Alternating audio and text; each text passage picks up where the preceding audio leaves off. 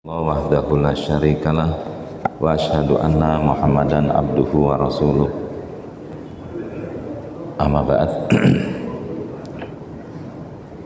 Jamaah salat subuh rahimakumullah. Segala puji marilah senantiasa kita ucapkan kepada Allah Subhanahu wa taala atas berbagai nikmat yang senantiasa Allah berikan kepada kita. Kita tidak menyadari begitu banyak nikmat yang senantiasa Allah berikan kepada kita, baik kita meminta maupun kita tidak minta ya. Ada yang kita minta Allah berikan, dan ada juga yang kita tidak minta Allah juga berikan pada kita. Karena Allah Maha mengetahui apa kebutuhan kita ya.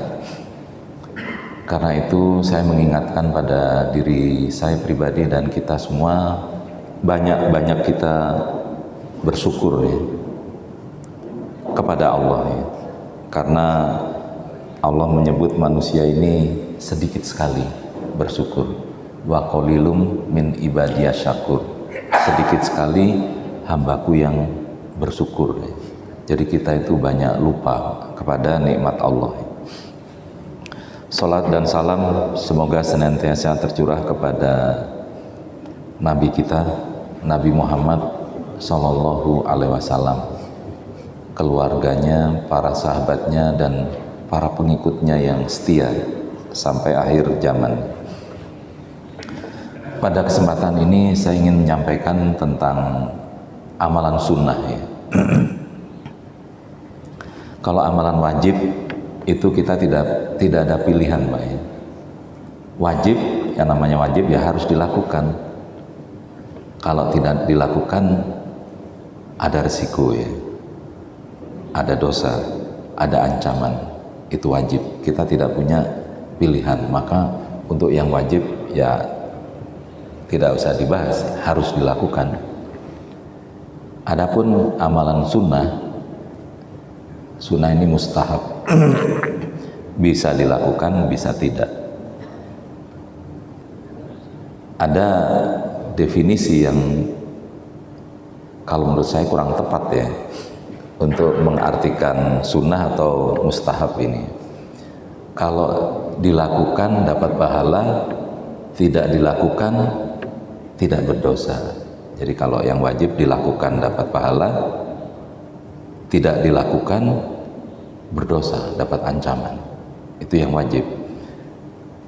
Kemudian yang sunnah didefinisikan dilakukan dapat pahala, tidak dilakukan tidak berdosa.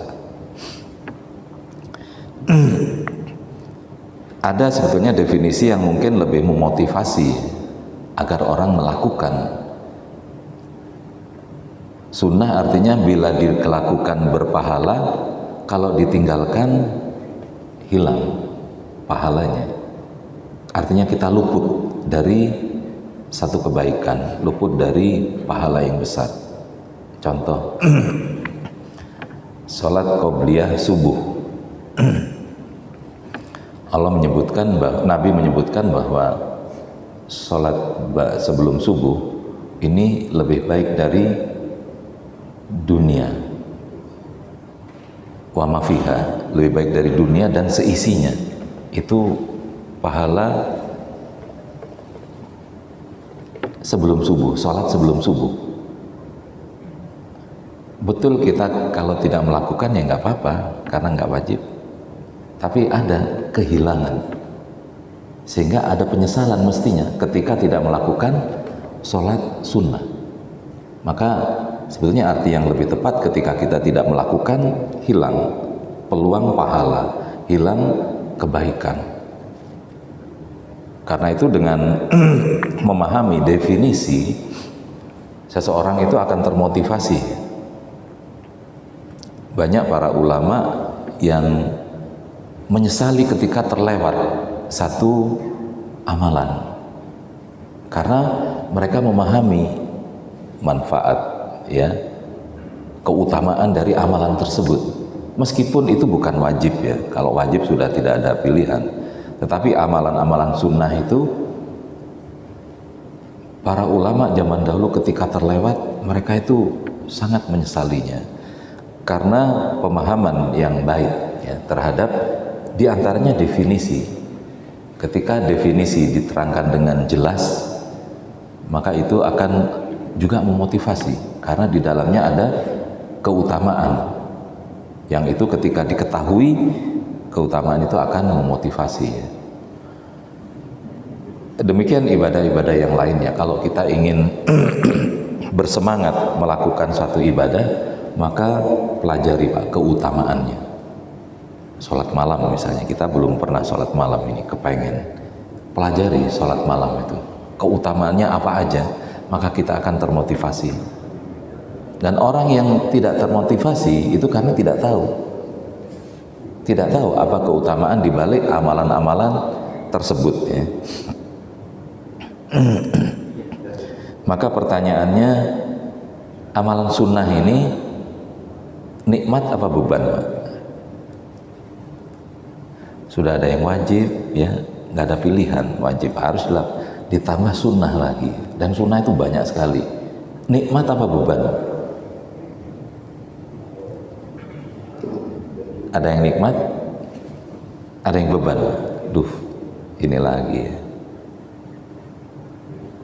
Padahal syariat sudah banyak. Ada sebuah hadis Nabi SAW bersabda ya, innal abda idza ahta'a, sebentar. Inna awala ma yuhasabu bil abdu yaumal qiyamati min amalihi sholatuhu fa in soluhat faqad aflaha wa anjaha wa in fasadat faqad khaba wa khosir fa inin takoso min faridatihi syai'un qala rabbu azza wa jalla unduru hal li abdi min tatawu'in fayukammalu minha man taqoso minal faridoti thumma takunu sairu a'malihi ala hadha. Sesungguhnya amal hamba yang pertama akan dihisab, akan dihitung, akan diaudit di hari kiamat, yang pertama kali adalah sholatnya. Kalau sholatnya sempurna, sholatnya bagus, maka dia termasuk yang beruntung. Tapi kalau sholatnya kurang, dia rugi besar. Kemudian Rasulullah SAW menyebutkan, bagaimana kalau ada yang kurang dari ibadah sholat itu? Kalau ada bagian yang kurang dari amal wajibnya, Allah berfirman, coba lihat, apakah hambaku punya amal sunnah, sehingga dipakai untuk menyempurnakan bagian yang kurang dari amal wajib, jadi untuk menambal. Lalu kata Nabi, kemudian semua amalnya diberlakukan seperti itu. Artinya setiap amal yang wajib, kekurangannya akan ditambal, disempurnakan oleh amalan-amalan sunnah. Jadi amalan sunnah ini menyempurnakan amalan wajib. Jadi amalan sunnah nikmat apa beban? Nikmat apa beban Pak? Nikmat ya. Jadi tambah pekerjaan, nikmat juga.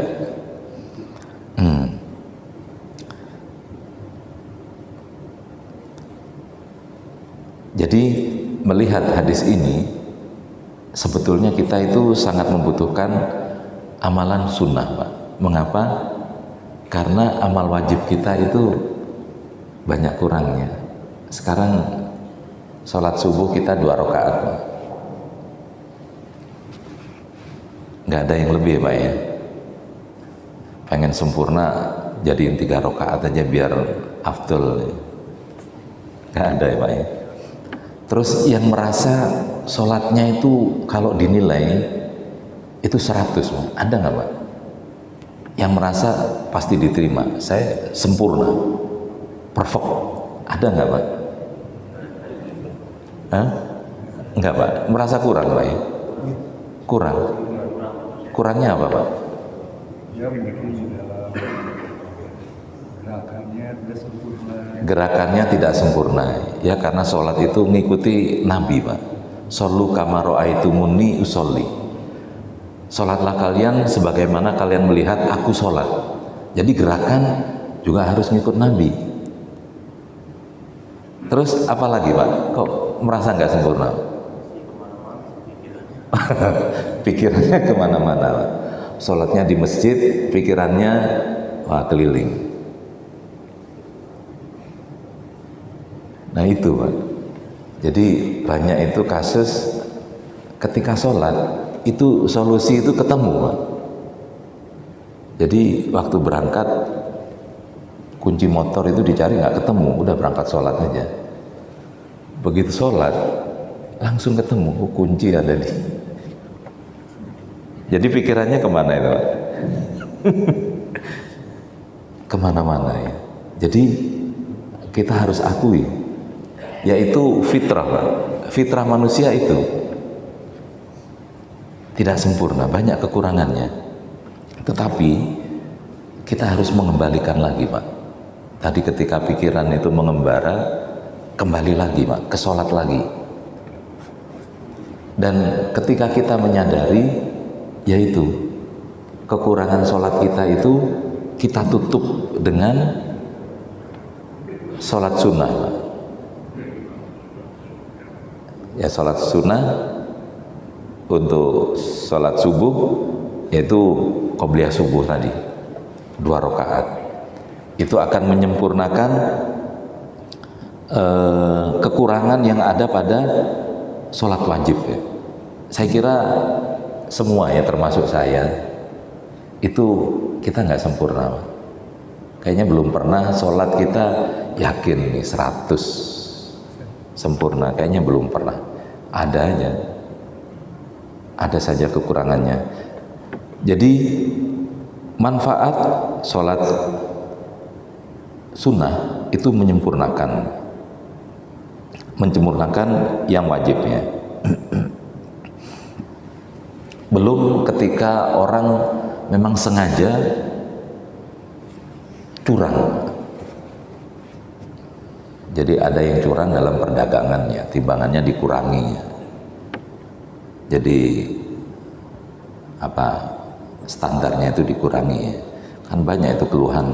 Kalau pom bensin itu jangan di pom bensin itu nggak 1 liter penuh itu, termasuk timbangannya.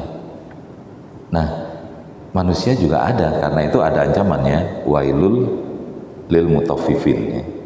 Celaka orang mutaffif ya, orang yang curang.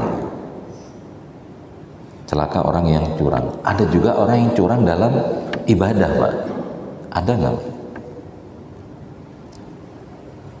Itu kan Indonesia katanya pemegang rekor sholat paling cepat 23 rakaat dalam waktu dan dalam tempo yang sesingkat-singkatnya. Berapa menit ini?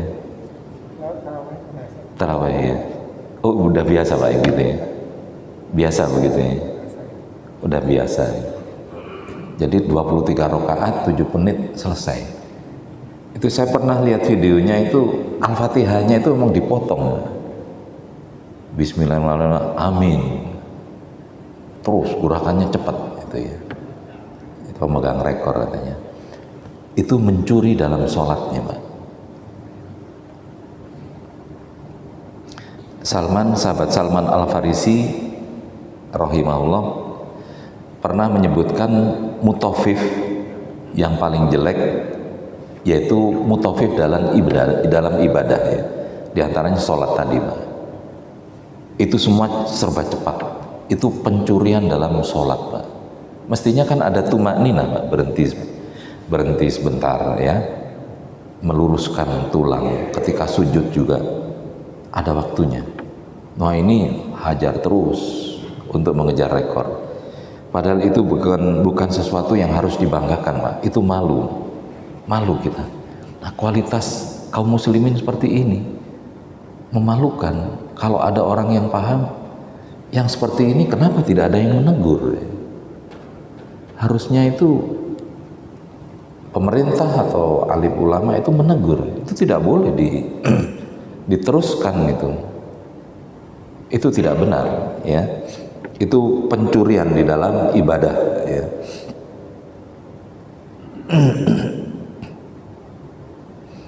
Dan itu dosanya lebih besar ya daripada kita yang pikiran kemana, gerakan tidak sempurna, ya. Itu jelas-jelas mencuri di dalam sholatnya, ya. Dan alhamdulillah insya Allah kita di masjid ini kita berupaya menjaga, Pak, ya, menjaga untuk memberi kesempatan, ya, di antara adzan dan iqomat kita waktunya cukup untuk melakukan qobliyah. Ada itu di beberapa masjid itu kalau sudah maghrib, isya, asar itu begitu adzan langsung qomat, Pak. Ada itu beberapa masjid itu. Saya pernah di Jakarta, di Jatinegara, adzan langsung qomat, nggak dikasih kesempatan untuk qobliyah. Padahal semua sholat ada qobliyahnya nggak, Pak?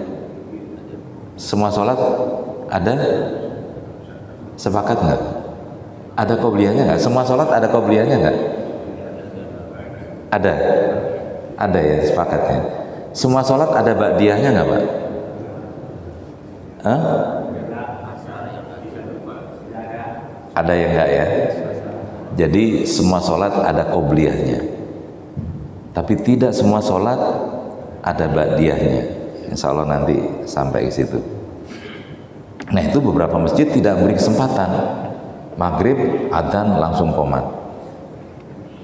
Nah, itu hilang, ya, peluang untuk kebaikan, ya.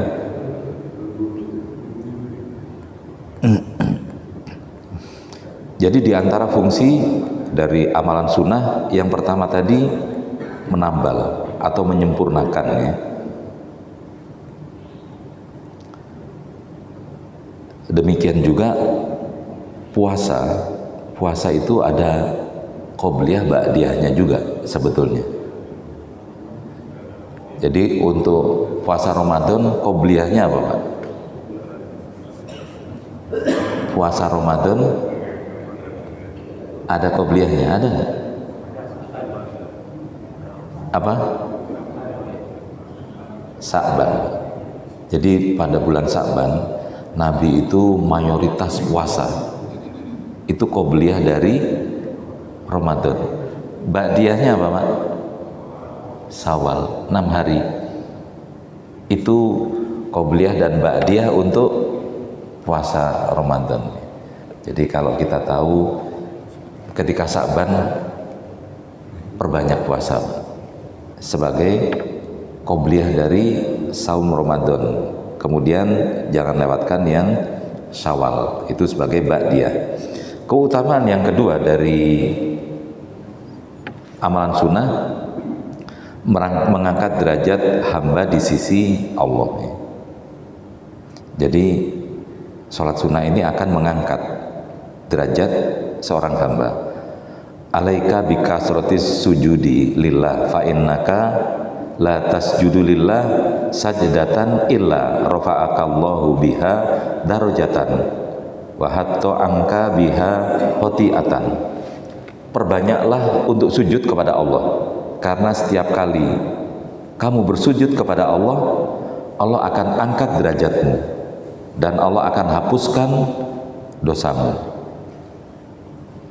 Jadi dengan sujud itu Allah angkat derajat kita, dan sebelumnya Allah akan hapuskan dosa kita. Derajat itu naik ketika beban dikurangi, Pak. Ketika dosa dihapus. Jadi ini saja membutuhkan menunjukkannya betapa kita sangat membutuhkannya amalan sunnah, ya. Yang tadi sebagai nikmat, Pak, ya, bukan beban sebetulnya.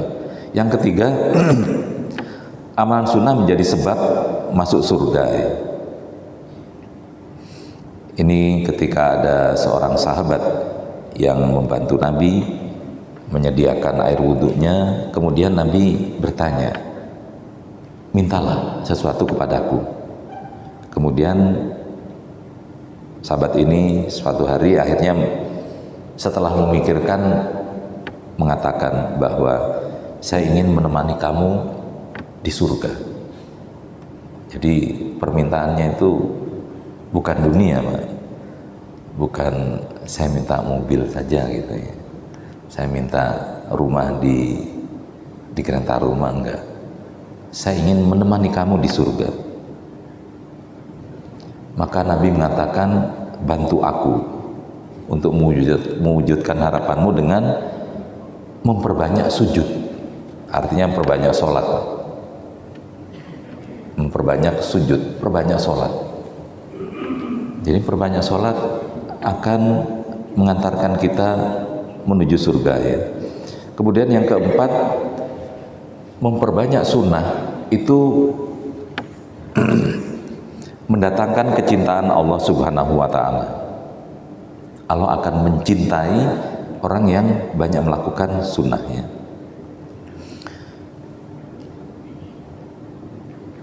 Nabi bersabda, innallaha qala, jadi ini hadis qudsi, man adali waliyan faqad adantuhu bil har wa ma taqarraba ilayya abdi bi syai'in ahabba ilayya mimma aftaradtu alaihi wa ma yazalu abdi yataqarrabu ilayya bin nawafil hatta uhibbahu. Allah berfirman, siapa yang memusuhi waliku maka aku akan mengumumkan perang terhadapnya. Tidaklah hambaku mendekatkan diri kepadaku dengan sesuatu yang lebih aku cintai dibandingkan amal yang aku wajibkan kepadanya. Dan tidaklah hamba terus menerus mendekatkan diri kepadaku dengan amal sunnah sampai aku mencintainya. Jadi amalan sunnah ini mendatangkan kecintaan Allah. Jika aku sudah mencintainya, aku menjadi pendengarannya yang dia gunakan untuk mendengar, menjadi penglihatannya yang dia gunakan untuk melihat, menjadi tangannya yang dia gunakan untuk memegang, dan menjadi kaki yang dia gunakan untuk berjalan. Jika dia meminta kepadaku, sungguh akan aku beri. Jika dia minta perlindungan kepadaku, sungguh aku akan lindungi. Hadis riwayat Bukhari. Ini keutamaan yang sangat besar. Allah akan mencintai orang yang banyak melakukan ibadah sunnah. Kemudian keutamaan yang kelima, ibadah sunnah akan menjaga amalan wajib. Seseorang yang bermudah-mudahan untuk meninggalkan yang sunnah, menjauh dari amal sunnah, cepat lambat yang wajib juga akan terganggu. Jadi bisa diibaratkan ibadah sunnah ini adalah pagar. Ketika orang memperkuat pagarnya, maka yang dilindungi akan selamat. Jadi sebetulnya ketika tingkat seseorang sudah pada melakukan sunnah, yang wajib itu sudah menjadi ini, sudah menjadi keharusan yang utama. Yang sunnah saja dia kerjakan, yang tidak ada sanksi saja dikerjakan, apalagi yang ada sanksinya. Jadi itu seolah-olah pagar.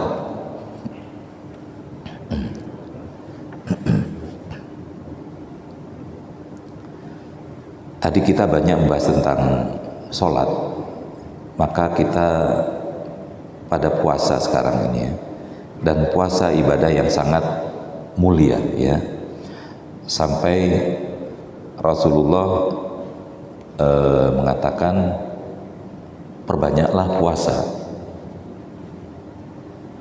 fa inna la mislalahu, karena tidak ada yang menandingi puasa, nggak ada. Amalan ibadah yang lain yang menandingi puasa tidak ada.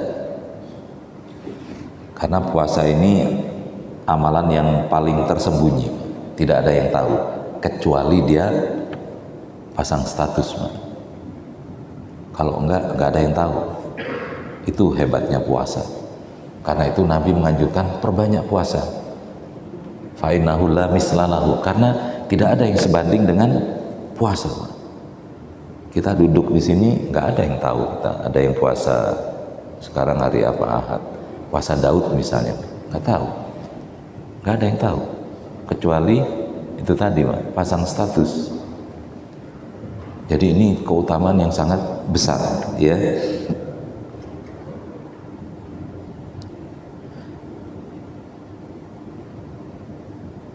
Di antara keutamaan dari puasa ini karena ada perkara di situ, yaitu kesabaran yang sangat besar.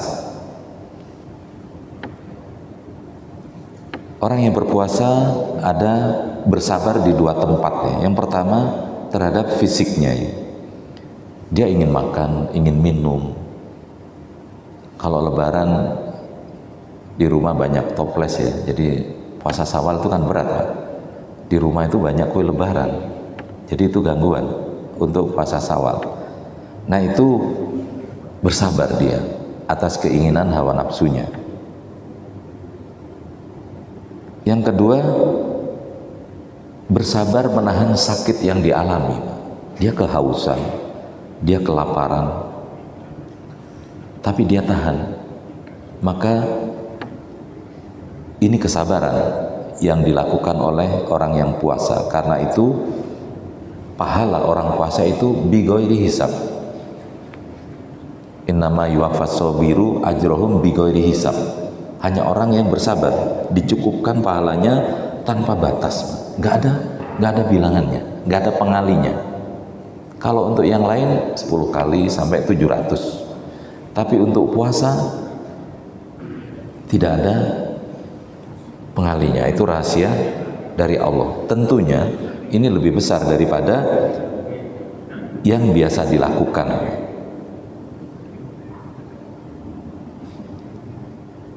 Dan di antara puasa yang paling utama adalah puasa apa, Pak?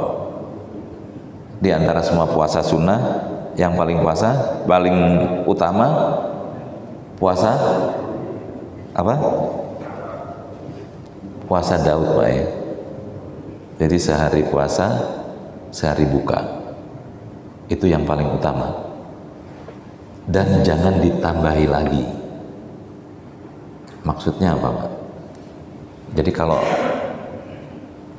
ada yang sudah terbiasa, ini saya kira berat, ya. Saya membayangkan saja sudah berat, ya, puasa Daud ini.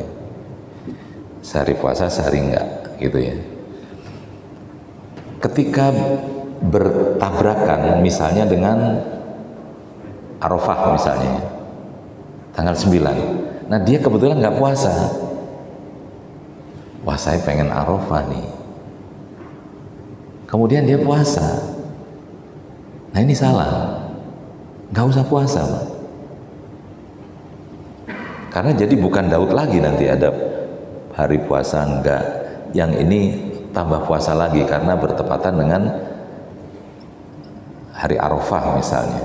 Jadi cukup, karena itu puasa paling utama, jangan ditambah lagi. Jadi bukan puasa Daud lagi. Itu sama dengan amalan ibadah yang sudah sempurna, terus kita tambah-tambah lagi, ya. Jadi tidak sempurna, ya. Jadi cukup. Jadi puasa Daud itu puasa yang tertinggi, ya. Tidak perlu melakukan puasa-puasa yang lain. Kalau kita bisa istiqomah itu luar biasa, Pak, ya. Saya sendiri belum bisa, ya. Puasa Daud, ya.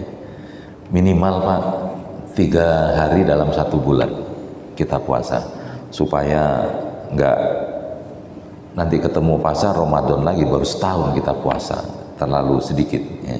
Paling tidak dalam sebulan 3 hari, ya.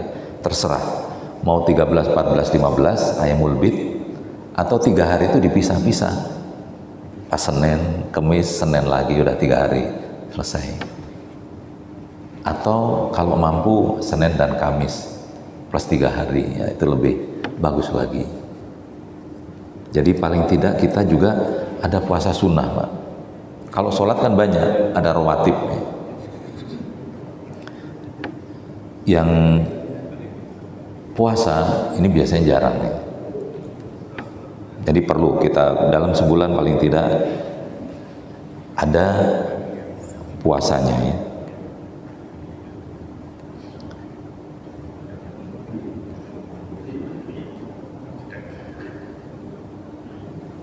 Tadi saya ingin menambahkannya untuk sholat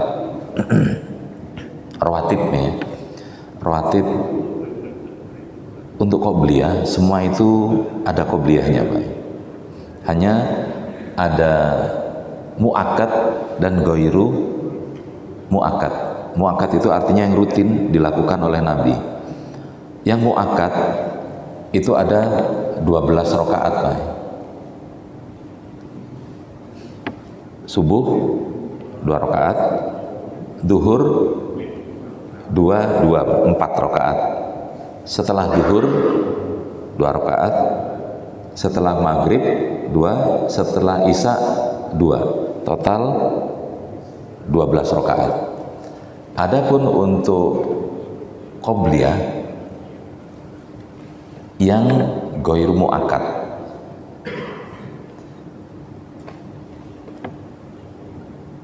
sebelum asar itu 4, 2, 2. Sebelum maghrib 2, sebelum isya 2, 8, Pak ya.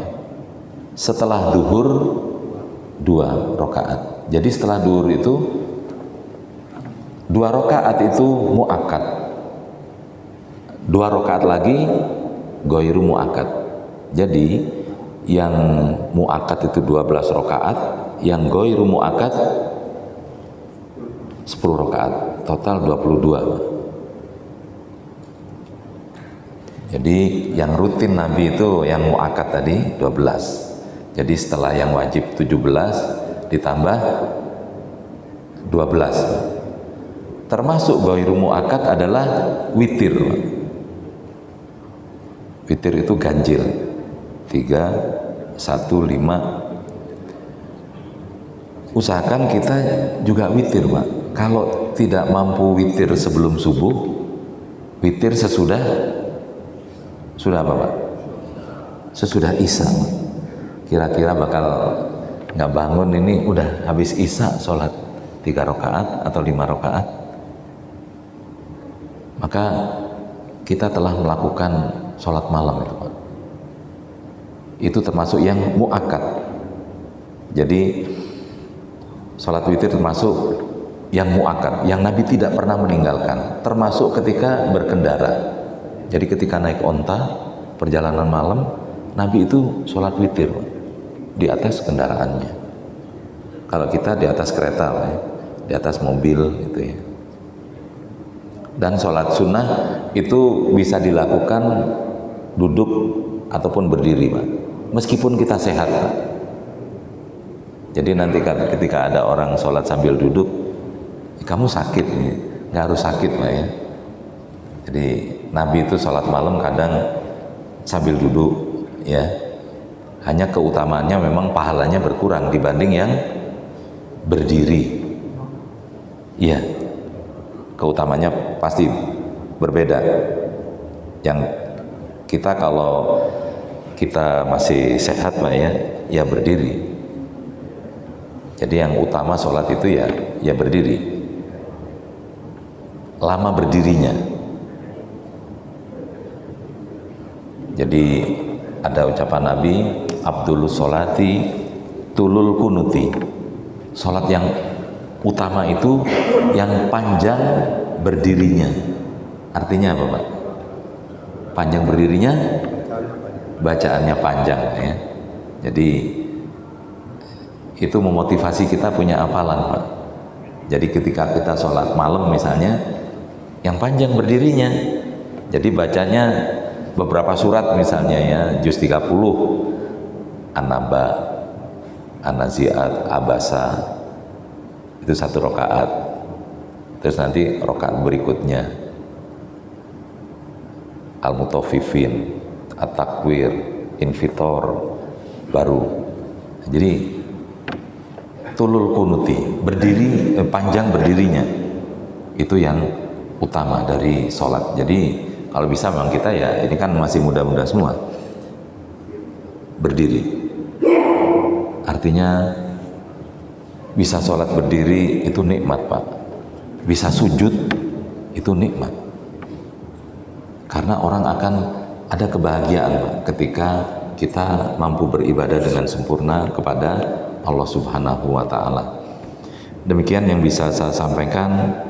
Mudah-mudahan ini memotivasi ya, terutama untuk saya pribadi terhadap apa-apa yang sunnah, Pak. Jadi kalau tidak dikerjakan kan nggak apa-apa. Jadi kemudian kita jangan begitu ya. Kalau kita tinggalkan ya kita rugi. Tadi bisa menambal kekurangan kita di sholat wajib, jadi nggak bisa lagi. Dan menurut saya ketika orang melakukan banyak ibadah sunnah itu cerminan dari rendah hati. Rendah hati kenapa? Karena merasa yang wajib banyak kekurangannya, Pak. Tadi kan kita mengakui, Pak, ya. Kita ngakui, oh kita kurang khusyuk, pikiran kita kemana-mana. Ya kita tutup dengan yang sunnah. Jadi itu cerminan kita rendah hati. Dan orang yang nggak mau melakukan ibadah sunnah kayaknya udah pede. Wah, saya udah 100 semua, ngapain gitu ya. Nggak perlu remedial. Nggak perlu ulangan lagi, udah lewat gitu ya. Jadi itu cerminan seperti itu menurut saya. Demikian yang bisa saya sampaikan. Kita tutup dengan doa kafaratul majlis. Subhanaka Allahumma bihamdika asyhadu an la ilaha illa anta astaghfiruka wa atubu ilaik. Wassalamualaikum warahmatullahi wabarakatuh.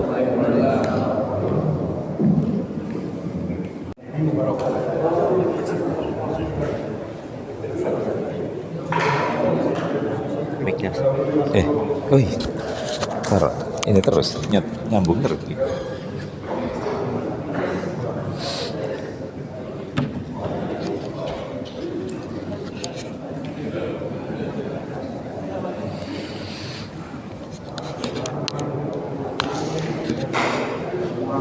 Musam.